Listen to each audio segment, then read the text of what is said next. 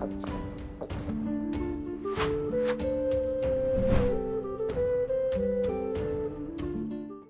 Moin, hallo und herzlich willkommen zu einem neuen Video hier auf meinem Kanal. Heute ist hier eine Runde Shakes and Fidget.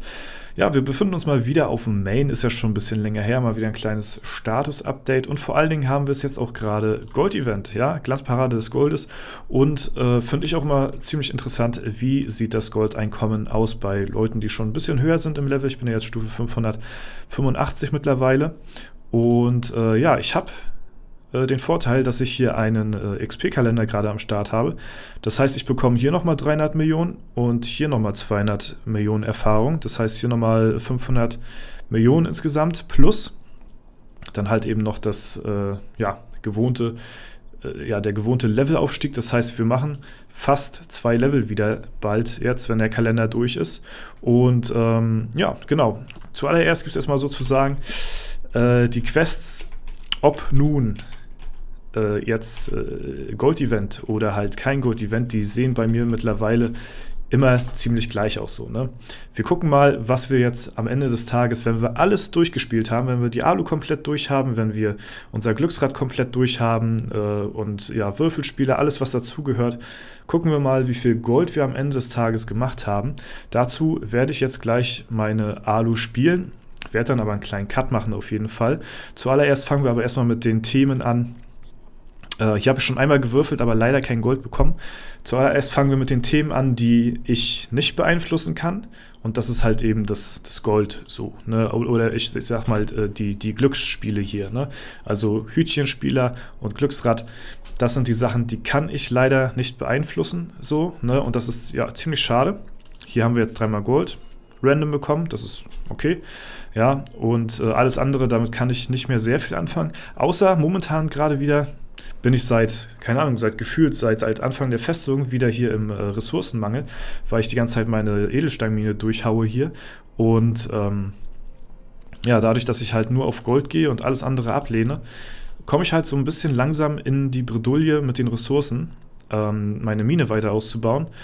Ist mir aber relativ nichtig, sag ich mal. Ich möchte lieber meinen Fokus auf das Gold legen und hier nehme ich auch lieber das Gold mit. Gut, hätte ich das andere mitnehmen sollen vielleicht, wenn man jetzt schon 3-mal was hatte.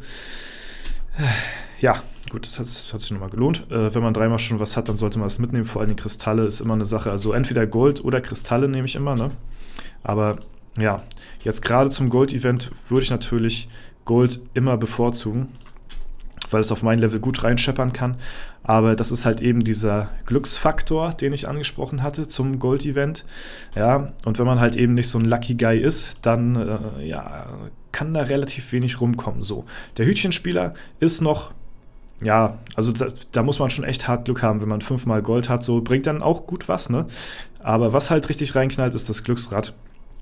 Und da habe ich bisher immer Pech gehabt, wenn es ums Gold-Event geht. Und wir gucken mal, wie es heute aussieht, ne? Weil pro 1-mal Gold bekomme ich 75 Millionen Gold. Und in der Regel, sagt man so, kriegt man Gold circa pro Tag so 1 bis 3 Mal. So, ne? 1 das Schlechteste, 3 ist schon sehr gut, alles was da drüber ist schon hart lucky. So, ne? Und die letzten, wer mich schon länger verfolgt, der weiß, dass ich zu den Gold-Events, jetzt haben wir hier 1-mal Gold, immer ziemlich schlecht abgeschnitten habe. Das heißt 1-mal Gold pro Tag, was mit die schlechteste Variante ist. Ne? Also noch schlechter wäre halt gar kein Mal so. Ne? Und da kann man eigentlich richtig gut reinlacken und richtig viele Skillpunkte rausholen. Bei mir wieder mal nicht der Fall. Man kennt es, ich bin da schon, ich kenne das auch gar nicht anders, dass ich das jetzt hier schon irgendwie, dass ich da schon irgendwelche Erwartungen dran habe. Ansonsten die Goldgrube, natürlich auch ein wichtiger Bestandteil zum Gold-Event. Ich habe die jetzt mittlerweile schon auf 91 und bei uns auf S31 geht natürlich dieser Goldbug nicht. Das heißt, anstatt jeder, sag ich mal, Stunde oder so, wo ich mein Gold abholen könnte, muss ich warten, bis es vollgelaufen ist und das ist halt 2-3 Stunden so, ne? Oder noch ein bisschen länger. Ne? Das ist halt auch jetzt gerade zum Gold-Event ein extremer Nachteil für unseren Server speziell und dass wir davon nicht profitieren können. Das heißt, ja, normalerweise hat man quasi durch diesen Bug halt eben eine doppelte Produktion von Gold. Jetzt am Gold-Event wäre es halt nochmal verdoppelt so, ne? Und das ist halt eben ein extrem großer Nachteil, der halt nur auf S31 eben ja drauf ist und ja quasi den kompletten Server hier zurückwirft, so, ne? Aber darüber habe ich mich ja schon genug aufgeregt. Ja, ansonsten Gold, ja, hier Zeitmaschine, ne?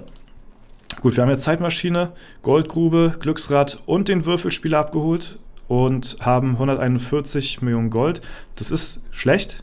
Ja, alleine beim Glücksrad und den Würfelspieler kann man schon, wenn man wirklich lucky ist, ja, 500 Millionen oder so rausholen, jeden Tag zum Gold-Event. Ist bei mir jetzt leider nicht der Fall.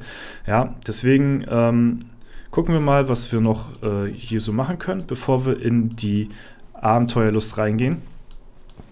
Und den Part werde ich, wie gesagt, dann halt ein bisschen vorspulen, ein bisschen skippen. Und dann werden wir mal gucken, was wir am Ende des Tages denn hier erreicht haben. Deswegen würde ich sagen, sehen wir uns gleich wieder, wenn die komplette Alu hier aufgebraucht ist, ja, und alle 11 Bier getrunken sind. So, bis gleich. Ja, Freunde, ich melde mich hier aus dem Schnittprogramm und gucke jetzt live mit euch quasi zu, wie ich hier im vorgespulten Modus die Alu durchklicke. Ja, dazu ist natürlich gesagt, das sage ich auch nochmal gleich im Anschluss, dass es auch ziemlich ja, glücksabhängig ist, wie man so die Alu spielt und was man für Quests bekommt. Ich habe, glaube ich, so 1, 2 Quests gehabt, wo nur 10 Minuten zur Auswahl war. Dann viele mit 7 Minuten 30 nur zur Auswahl. Das sind natürlich etwas längere Quests, die man eher nicht haben möchte, weil man natürlich eben auch genauso gut ja, im Vergleich zu einer 10-Minuten-Quest eine 4-mal eine 2 Minuten 30 Quest bekommen könnte. Und dann hätte man natürlich anstatt einmal 16,5 Millionen Gold 4-mal 16,5 Millionen Gold. Und das schwankt natürlich auch am Ende des Tages ein bisschen so in dem Goldeinkommen, was man hat.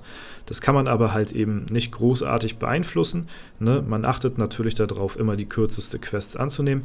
Vor allen Dingen nachher bei dem 10. und 11. Bier ist es wichtig, weil das ja die letzte Alu ist, dass man da nochmal versucht, so gut es geht, halt eben so die Quests zu splitten, ja, so gut man halt das eben kann oder einem das zur Verfügung steht. Und ja, ansonsten würde ich sagen, geht es jetzt auch gleich weiter mit dem Video.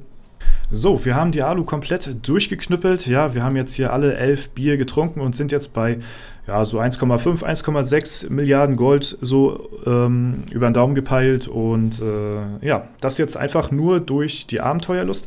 Dazu muss man natürlich auch noch hinzupflichten, dass dies auch ziemlich schwanken kann von Tag zu Tag. Das heißt, man hat mal ja, mehr kleinere Quests, man hat mal mehr große Quests zur Auswahl.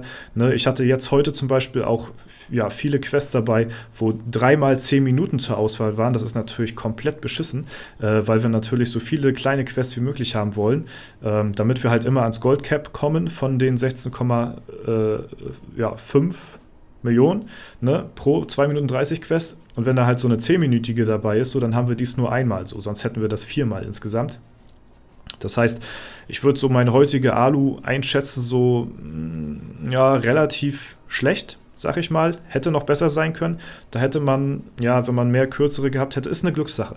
Ne? Kann man nochmal so 200 Millionen nochmal mehr so draufrechnen auf den heutigen Tag. Ne? Und zusammengefasst kommt ja dann noch die Stadtwache dazu, die ja außerhalb vom Gold-Event bei mir ja auch auf 10 Millionen pro Stunde produziert. Ne? Und ja, das dann noch den Rest des Tages über dann noch das ganze Gold eingesammelt. Plus, wenn man noch ein bisschen mehr Glück beim Glücksrad gehabt hätte und vielleicht noch den einen oder anderen Vierer oder vielleicht einen Fünfer-Pasch erwürfelt hätte, dann kann man schon alles zusammengerechnet gut sagen, dass man ja mit dem Level, was ich hier habe, am Tag pro Gold-Event so bis an die 2 Milliarden Gold easy eigentlich erfarmen kann, wenn halt die Gegebenheiten so ein bisschen da sind. Ne? Das spielt halt immer eine große Rolle. Ne? Der Glücksfaktor ist damit ziemlich krass eingebunden. So, hier können wir auf jeden Fall schon mal das skillen. Und jetzt kommt halt der beste Part vom ganzen Tag hier vom Gold-Event, und zwar das Verskillen. Ja, das macht mir persönlich immer am meisten Spaß. Das ganze erarbeitete Gold, was man jetzt hier sich erfarmt hat, kann man jetzt hier schön in die Skills reinfließen lassen. Ja, ich gehe ja noch auf 150k und dann wechsle ich wieder komplett auf Intelligenz. Dann muss ich auf jeden Fall wieder mehr Schaden zulegen. So, das ist ganz, ganz wichtig. Ne? Ja, zwischendurch habe ich, glaube ich, 2 oder 3 Ringe gefunden, die ich noch in den Kessel geschmissen habe. Und ja, ansonsten gibt es da eigentlich nicht mehr sehr viel großartig beizupflichten. Ne? Wir haben hier unser Maximales rausgeholt, was man so rausholen kann von dem heutigen Tag. So, ne? Und ja, wie gesagt, die Gegebenheiten sind da immer ein bisschen entscheidend.